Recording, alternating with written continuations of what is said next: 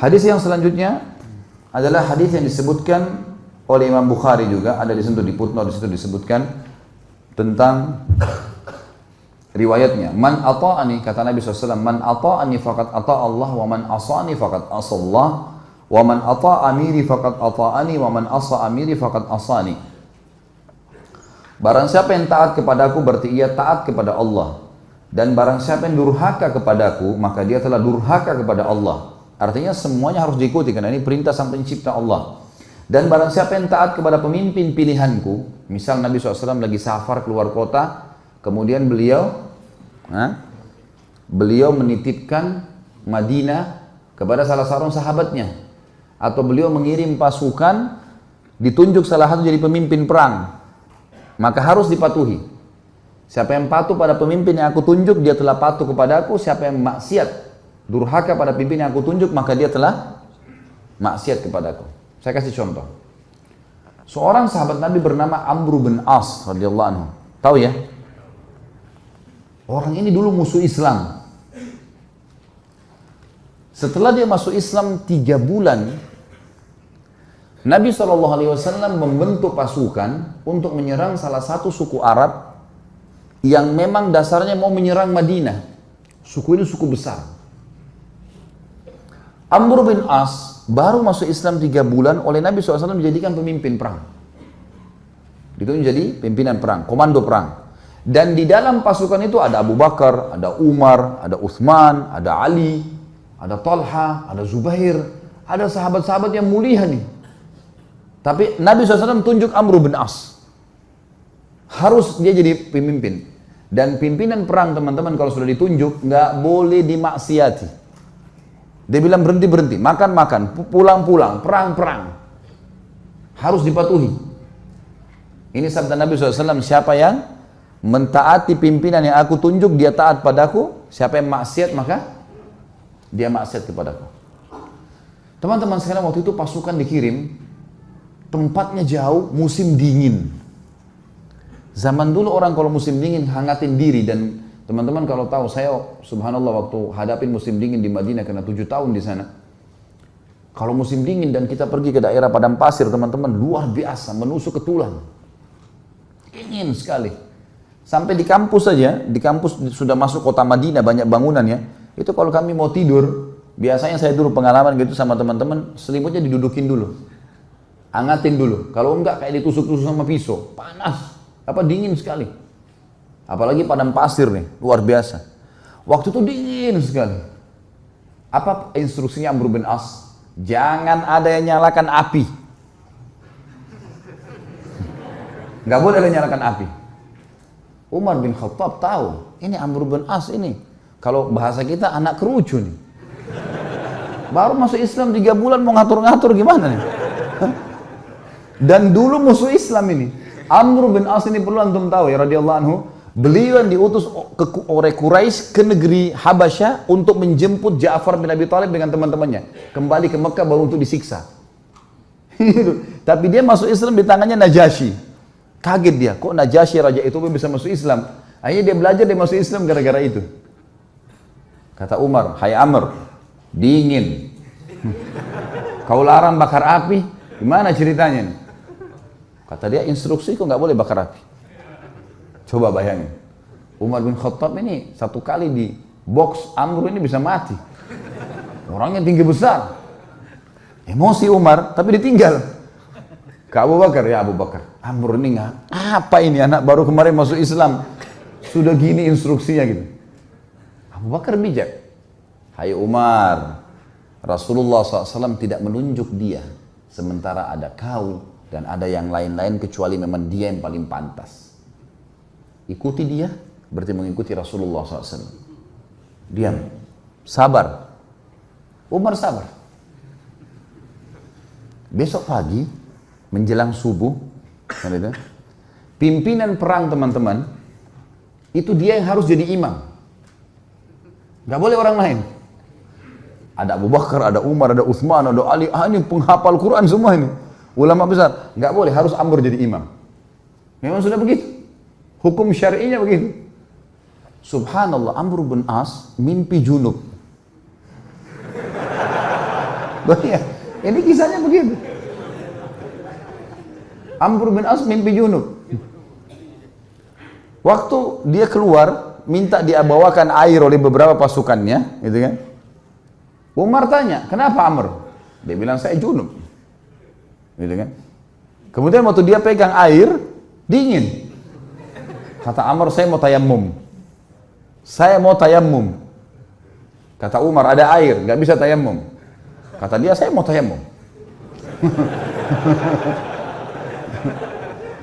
Ini masalah lain lagi nih. Tadi malam sudah buat orang kedinginan, sekarang ada air, mau tayammum. Ini orang baru masuk Islam, mu'allaf ini. Umar sudah jengkel nih. Abu Bakar lagi. Gimana nih Abu Bakar? Ingat. Ini utusan Rasulullah SAW. Jangan kau bantah. Baiklah. Jadi Amr bin As jadi imam mandi tayammum. Padahal ada air. Ini luar biasa. Ya. Sudah selesai sholat, kata Amr, saya takbir, serang. Takbir, serang.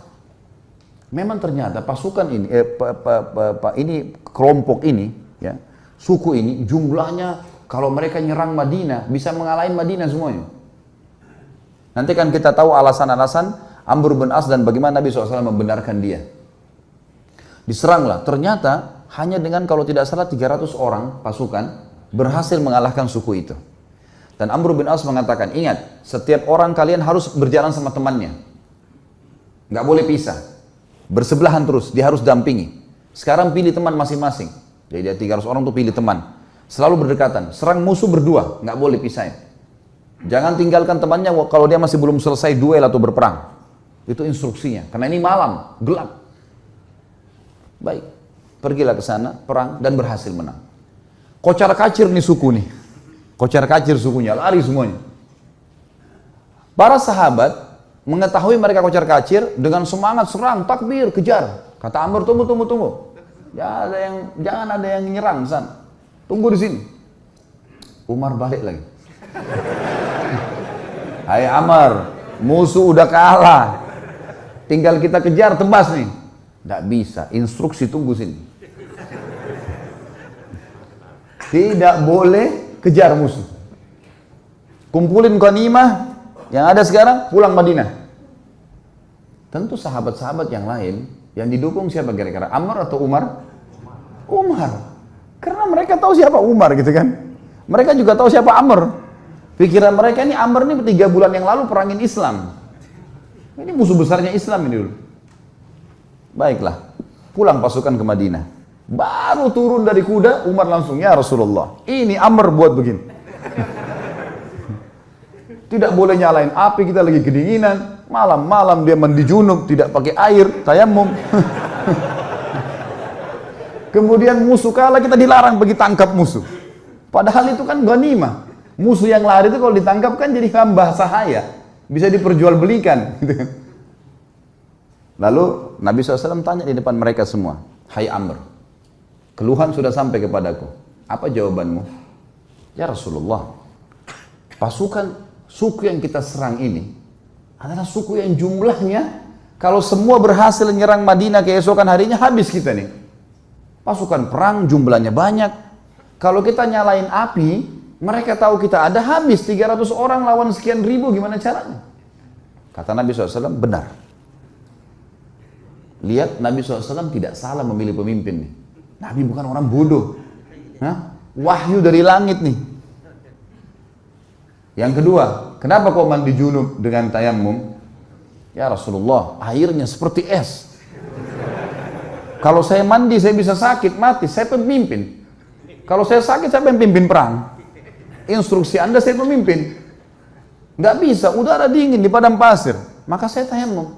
Kata Nabi SAW, kau benar.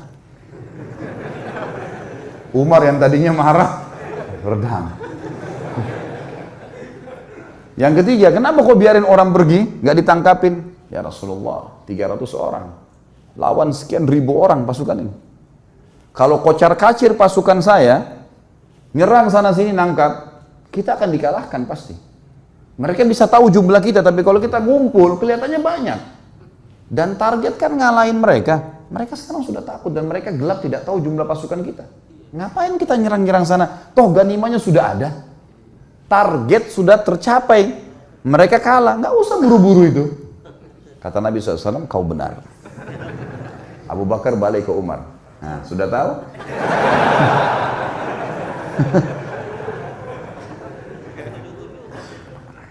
Jadi teman-teman sekalian, jangan sampai terlintas di benak antum kalau Nabi SAW ada yang beliau tidak tahu. Ini Nabi SAW ini yang kita tidak tahu beliau sudah tahu. Bukan cuma di sini, di surga sudah diperlihatkan.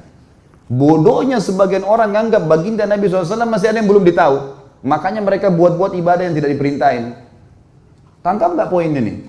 Ini penting sekali. Kalau antum masih melakukan perbuatan bidah yang antum anggap boleh, berarti antum menganggap Nabi SAW masih ada yang belum diketahui oleh beliau. Padahal tuntunannya sudah jelas. Innal halala bayyin wa innal harama bayyin. Ingat kata Nabi SAW, yang halal sudah jelas, yang haram sudah jelas. Wa bainahuma umurum mushtabihat. Di antaranya ada hal-hal yang samar. Siapa yang menyelamatkan dirinya dari hal yang samar-samar, faqad istabra li dini wa dunyah. Dia telah menyelamatkan kesucian agamanya dan dunianya. Wa man waqa'a fi syubhat faqad waqa'a fil haram. Siapa yang sengaja jurumuskan dirinya pada yang syubhat, haram atau enggak ya? Enggak apa-apa deh. Maka faqad waqa'a fil haram. Dia telah jurumuskan dirinya pada yang haram. Artinya enggak ada tengah-tengahnya. Halal atau haram? Syubhat berarti haram. Jelas agama Allah. Orang yang jerumuskan dirinya pada yang syubhat berarti jerumuskan adalah haram, seperti pengembala domba yang membawa domba-dombanya ke ladang yang luas, rumputnya lebih tinggi dari domba-dombanya dan dia tidak tahu domba mana yang dicuri oleh serigala. Kita nggak tahu ini halal atau enggak, lalu kita jerumuskan diri untuk apa? Jadi agama sudah sempurna, nggak butuh tambahan-tambahan. Banyak hal yang membuat umat Islam sekarang berselisih teman-teman, tapi poin intinya kata ulama adalah mereka semua mengaku kembali kepada Al-Quran dan Sunnah. Semua. Orang liberal pun yang mengatakan Quran harus direvisi, boleh nikah lintas agama, semua orang agama masuk surga. Banyak syubhat yang mereka lemparkan. Mereka juga mengaku, kami juga kembali kepada Al-Quran dan Sunnah. Tapi Al-Quran yang tidak sesuai dengan akal kami, tidak relevan, kami ganti. Tolak, harus direvisi. Hadis Nabi yang tidak masuk di akal, seperti lalat yang dicelupkan di air, susu kemudian bisa jatuh racunnya, bisa ngobatin, gak masuk di akal ini. Mereka tolak gitu kan. Semua mengaku berlandaskan Al-Quran dan Sunnah. Tetapi yang membuat mereka menyimpang adalah mereka tidak mengikuti pemahaman salaful ummah. Siapa itu? Sahabat. Mereka anggap ngikutin sahabat itu kuno. Di zaman Nabi SAW itu ya zaman Nabi, zaman sekarang beda, harus diubah. Dan itu yang dikembangkan oleh Kamal Atatürk di Turki. Sampai mengatakan ada istilah Islam Arab, Islam Turki, Islam Persia. Sekarang Indonesia kan baru kena penyakit itu, Islam Nusantara. Zaman dulu sudah ada ini. Sampai Kamal Atatürk ganti azan dalam bahasa Turki. Lama-lama azan dalam bahasa daerah kita nih. Diubah semuanya, agama Allah nih. Ini bahaya sekali teman-teman sekalian. Makanya memahami Al-Quran dan Sunnah harus sesuai dengan pemahaman salaful ummah atau sahabat. Pegang baik-baik hadis ini teman-teman. Kalau ini antum jadikan pondasi hidup, pegangan hidup, antum akan selalu aman. Ini jaminan, tiket dari Nabi SAW untuk siapapun yang bersyahadat sampai hari kiamat. Kata beliau, Yahudi terpecah menjadi 71 golongan, Nasrani 72 dan umatku 73. Yang 73 yang dibahas. Semuanya lewat neraka dulu. Nanti masuk surga, tapi lewat neraka dulu. Dibersihin dulu dosa-dosanya. Kecuali satu. Semua kita bertanya siapa satu? Sahabat juga bertanya, Rasulullah siapa yang satu? Masuk surga langsung tanpa hisab deh. Kata Nabi SAW, makana ana alaihi wa ashabi. Yang mengikuti aku dan mengikuti sahabat-sahabatku. Inilah teman-teman yang dikumandangkan oleh teman-teman yang mendakwakan dakwah salafiyah dan dakwah sunnah di Indonesia. Yang selalu dikatakan aliran sesat, aliran keras, wahabilah segala macam. Padahal mengajak kepada perkataan para sahabat dalam memahami Al-Quran dan Sunnah. Karena nggak boleh sembarangan. Al-Quran turun pada zaman mereka. Nabi SAW sebutkan hadis zaman mereka.